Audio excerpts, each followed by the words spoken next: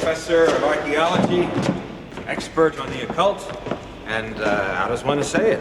Obtainer of rare antiquities. One way of saying it. Why don't you sit down? You'll be more comfortable.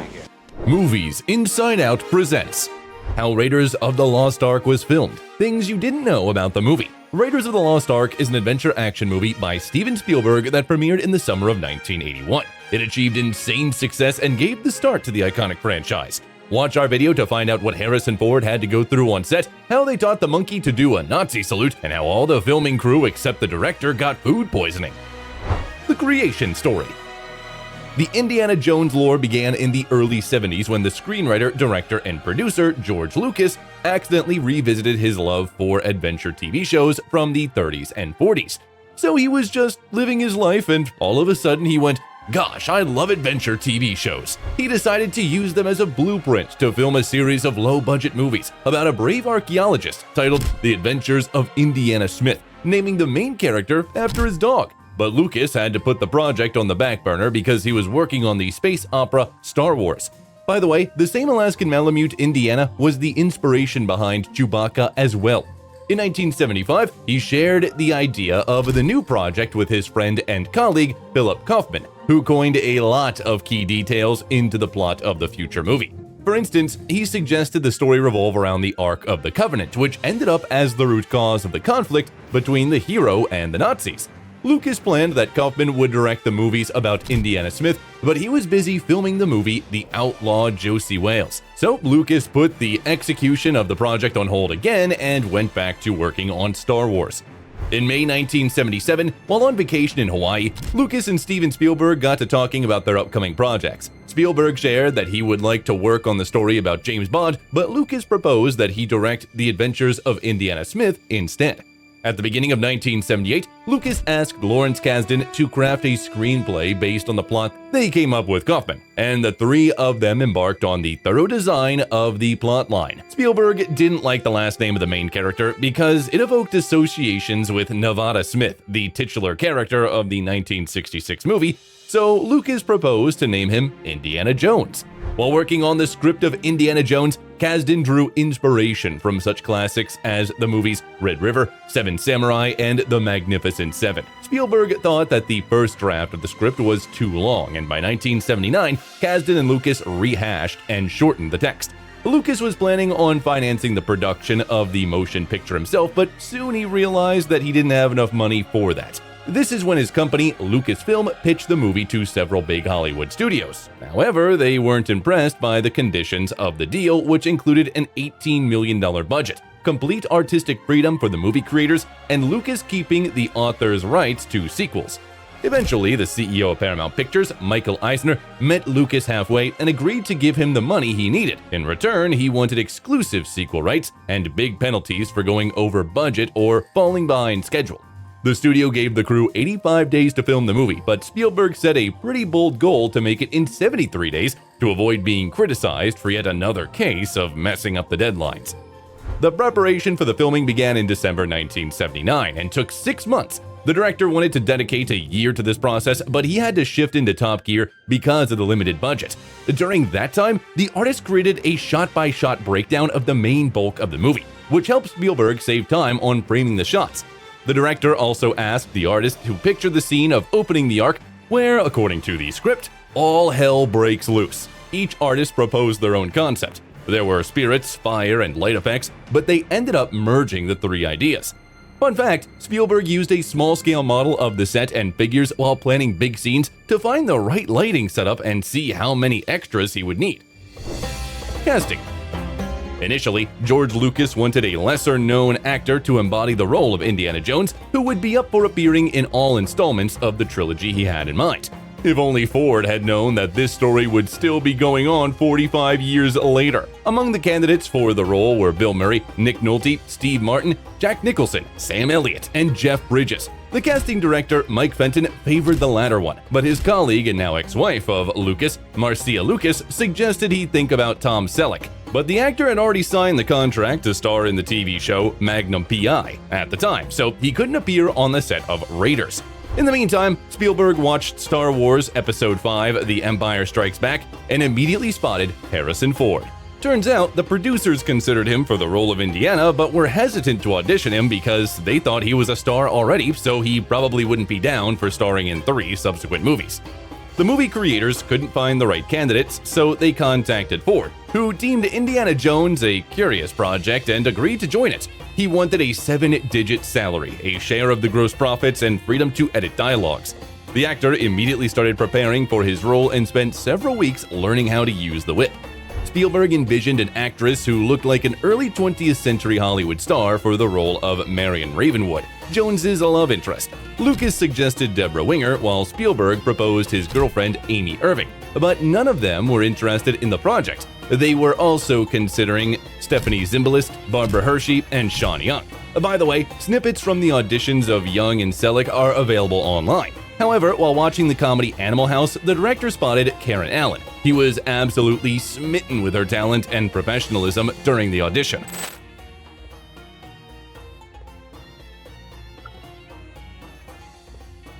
Marion, you are beautiful. The role of Renee Belloc could have gone to Giancarlo Giannini or Jacques Dutronc, but Spielberg decided to cast Paul Freeman after watching the drama documentary Death of a Princess. Sala could have been portrayed by Danny DeVito, but he was busy with the sitcom Taxi, and his salary expectations were pretty high. This is when the role was given to John Rhys Davies, whom the director saw in the TV miniseries Shogun.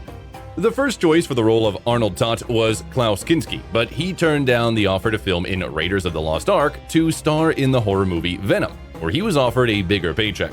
As a result, the role went to Ronald Lacey, who reminded Spielberg of Peter Lorre, a 30s and 40s actor. The filming process. The filming of Raiders of the Lost Ark began on June 23, 1980, on location in the French port town of La Rochelle, where they shot the scenes featuring the Nazi submarine. They also filmed some scenes in Hawaii and California. After that, the crew went to the movie set at Elstree Studios located in the UK. Lucas had already collaborated with their artists and engineers on Star Wars. They filmed the scenes featuring the Well of Souls and Marion's Bar there. All scenes that took place in Egypt according to the script were shot in Tunisia. Spielberg shared that this part of the filming process was the toughest in his life. The temperature was often almost 130 degrees Fahrenheit, and more than 150 people from the crew got sick with amoebic dysentery from the local food. By the way, Spielberg was one of the few people who dodged a bullet because he ate preserved spaghetti and drank bottled water brought from England. One of the most memorable scenes, where Jones kills the swordsman, was filmed in the city of Kairouan, Tunisia. However, it was supposed to be way more complex. The stuntman, Terry Richards, who played Indiana's enemy, spent several weeks training sword skills for an extensive fight scene. But Harrison Ford was too weak from dysentery to use the whip, so he asked Spielberg if he could just shoot the enemy. The director liked the idea, so he added a short shooting scene instead of the fight. Fun fact, they did 10 takes to shoot the scene where Ford is escaping the boulder because they had used 10 cameras for it. Every time, Ford had to run in front of the 220-pound model made of glass fiber, cast, and wood. During one of the takes, the actor stumbled, but Spielberg thought that moment looked very natural and decided to keep it in the final version. Later on, the director mentioned that it was crazy of him to make Ford perform the stunt himself, but the scene wouldn't look so convincing had they used a stuntman. By the way, Harrison tried to perform as many stunts as he could, which would often lead to traumas. For instance, while filming the fight scene near a plane, the actor got a knee ligament injury, but he kept on working despite the pain. Kämpf! Junge, komm runter da! Apart from that, the actor was really dragged along behind a car, which resulted in bruised ribs. Later, Ford joked that if that scene had been that dangerous, the director would have filmed it at the very end. The scene where the monkey does a Nazi salute was George Lucas's idea. To make sure it nailed the task, they hung a grape outside of the frame, which the monkey tried to reach. But they still had to make 50 takes to get the one where the action would look natural. For the scenes in the Well of Souls, the movie creators bought all of the snakes they could find in London pet stores, but Spielberg thought it wasn't enough, so he decided to cut up some garden hoses to make it look like there were way more reptiles. Indiana's favorite hat was bought in the famous Herbert Johnson store in London, founded at the end of the 19th century. The costume designer, Deborah Nadoolman, decided to roll up the hat and sit on it with Ford to give it that worn-out look. Ben Burtt, the sound designer of the movie, recorded lots of interesting sound effects for it. For instance, the sound of a snake slithering is a combination of Burtt running his fingers through a cheese casserole with the sound of a wet sponge on duct tape. The sound of the rolling boulder is actually a Honda Civic going down a steep gravel road, while the sound of the Ark opening was the tank lid of a toilet. Curiously, although all Nazis spoke German in the movie, their lines were still dubbed over for release in Germany because of the actors' thick American accents. By the way, Raiders of the Lost Ark was the first movie where Spielberg used the help of a second unit director to stay on schedule. Michael D. Moore filmed most of the scenes for the truck chase and also the scenes where stuntmen took Ford's place. The soundtrack to the movie was created by the Oscar-winning John Williams. He didn't want the music to turn out too serious, and he tried to add some exaggerated dramatic undertones to it. Williams spent several weeks crafting two versions of the main theme, and Spielberg decided to feature both of them in the movie. The composer mixed two pieces and wrote a theme known as the Raiders March.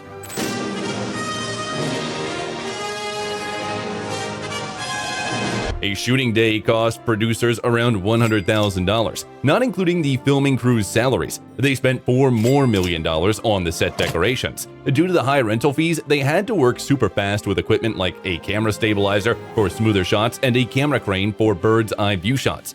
The budget constraints defined the number of extras as well. Spielberg had to go with 600 people instead of 2,000. To hit the deadlines, the director did about 4 takes most of the time instead of the usual dozen.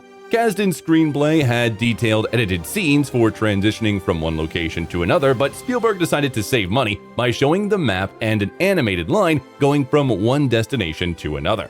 By the way, the plane shots where Jones and Marion fly out of Nepal were borrowed from the adventure fantasy movie Lost Horizon, while the established shot near Jones's home was recycled from the historical thriller The Hindenburg. Spielberg said that he resorted to stock footage as another way to cut expenses and claimed that only the most attentive viewers could spot these shots. The post-production stage took about 2 months, and the main focus was on the CGI and filming some additional minor shots. The first version of the movie was almost 3 hours long, but Spielberg and the editing team had to boil it down to 115 minutes. Initially, the rating administration classified the movie as R-rated because of the violence depiction of the antagonist's death at the end of the movie. But that could mean losing a substantial part of the audience, so the director decided to add some pyrotechnics that would cover up most of the terrifying moments. The administration gave the updated version a pass, and Raiders of the Lost Ark received a PG rating, which allows kids to watch the movie under parental guidance. But you don't need your parents to guide you watching our videos. I'll allow it. Movie mistakes and errors. Every movie has mistakes, and Raiders of the Lost Ark is no exception. For instance, in different shots in the scene where Bellick steals the golden idol from Indiana, Jones is completely covered in cobwebs, and then the next moment, he's perfectly clean. And when he's running away from the natives, at first, they're right behind him, and a couple of seconds later, they're pretty much far behind. The viewers could also spot the students in Indiana's lecture hall changing their places in different shots, and the word Neolithic is spelled differently. While talking to the Army intel agents, one of the straps on the ancient book is open at first, but a couple of minutes later, it's locked, even though no one has touched it. In the same scene, the blackboard and paper scripts constantly change their position. When Marion shows Jones her father's medallion, the chain is tight around her neck. The next moment, it's hanging loose. During the Cairo fight scene, one of the bandits has the knife in the same hand, but he holds it differently in alternating shots. And there's a truck that nearly runs into a building, but in the next shot, it somehow appears on the market square. You can also spot a cylinder on the bottom of the car that helped to turn it upside down. When the upset Jones is having a drink in a Cairo bar, in the background, you can spot a person who is definitely wearing clothes that certainly don't align with the time and place the action takes place. Considering the time traveling in the last part of the franchise, I could let it slide. Maybe they were onto something. In the scene where Indiana enters the map room, you can see that the walls are pretty thick from the outside, but on the inside shots, they are way thinner. The burn on Todd's hand from the red-hot medallion doesn't correlate with the way he held it in the first place. The Well of Souls where Jones and Marion were is deep underground, but once the heroes go to the adjoining room, they find an exit on the surface. In one of the scenes, the plane brushes a gas truck with its wings and it starts gushing gasoline right away. But 30 seconds later, it is as good as new and there's no gasoline around it. In the meantime, the thick smoke magically disappears, and then the horse miraculously vanishes from the road. During the chasing scene, the luggage rack on the roof of the truck almost tears off, but it's instantly reattached. Then, there's a plane to the hero's left, but suddenly they pass by a cliff. After Jones is thrown on the truck hood, he is holding on to the Mercedes radiator emblem with the left hand one moment, and then the other moment it's the right hand. On top of that, you can clearly see that the actor is sitting in a chair that is attached to the car. There are also quite a few anachronisms and factual errors in the movie. For one thing, you can spot Thailand on the world map, but in 1936, the year when the events in the movie take place, the name of the country was Siam. The same goes for the Hashemite Kingdom of Jordan, which used to be Transjordan back at the time. Apart from that, the characters often use weapons and transport that weren't there in 1936. By the way, there would be no way so many Nazis would gather in Egypt, as back at the time, the country was controlled by the British Army. What inconsistencies and mistakes did you spot in the movie? Share them in the comments section. Deleted scenes and bloopers. It is known that the original version of the movie was 3 hours long, so it's no wonder that the director and the editor had to sacrifice lots of scenes that didn't bring a lot of development to the plot, but it doesn't make them less interesting. For instance, the creators decided to cut the scene where Jones and Marion kiss at the bar. They also deleted the scene in which Indiana and Salah talk to Imam after Marion is kidnapped, where he tells about the supernatural properties of the Ark. There was another short scene related to that conversation in which Jones stops Salah from touching the Ark, reminding him of Imam's word. This is a warning not to disturb the Ark of the Covenant. After which they decide to come up with a sort of a stretcher. While getting out of the Well of Souls, Jones scares an Arab standing near the exit.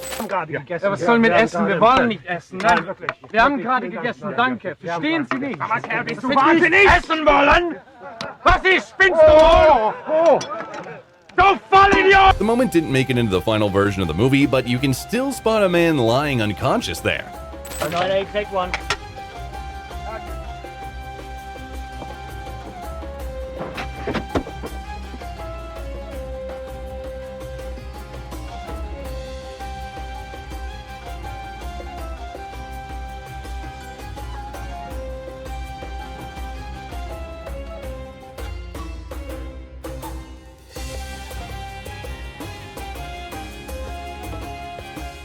The viewers also didn't find out how Indiana managed to survive in the sea.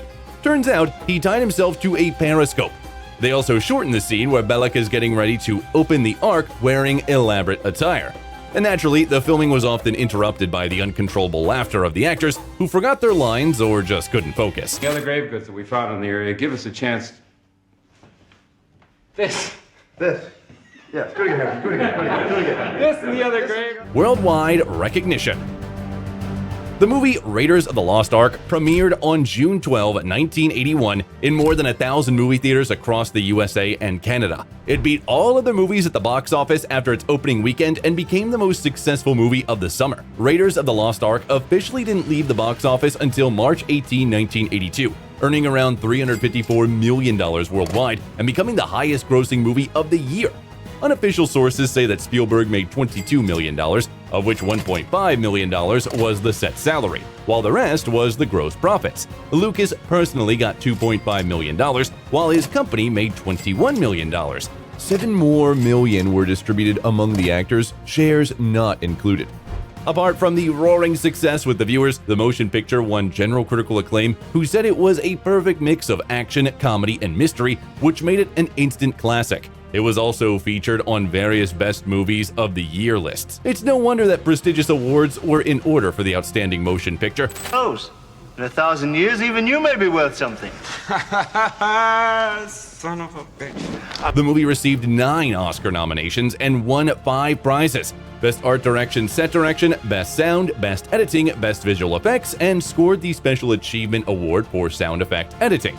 The Saturn Awards also included the film in 9 categories and gave it prizes for Best Fantasy Film, Best Director, Best Actor for Harrison Ford, Best Actress for Karen Allen, Best Writing, and Best Special Effects. By the way, in 2004, the motion picture was awarded the prize as Best DVD Collection. Apart from that, Raiders of the Lost Ark was nominated for 7 BAFTA awards, but won in only one category: Best Production Design and Art Direction. The movie also received a Golden Globe Award nomination for Best Director and the French César Awards nomination for Best Foreign Movie.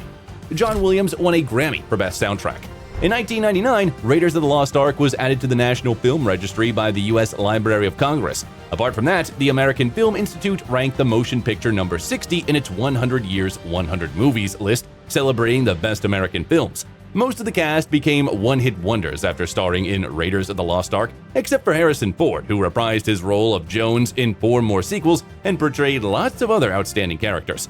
The original story, brilliant cast, outstanding visual parts, and a wonderful soundtrack, this is how Raiders of the Lost Ark rightfully won the hearts of viewers and critics. The impressive commercial success of the first installment gave life to a captivating franchise which is still popular to this day. Which movie about Indiana Jones is your favorite?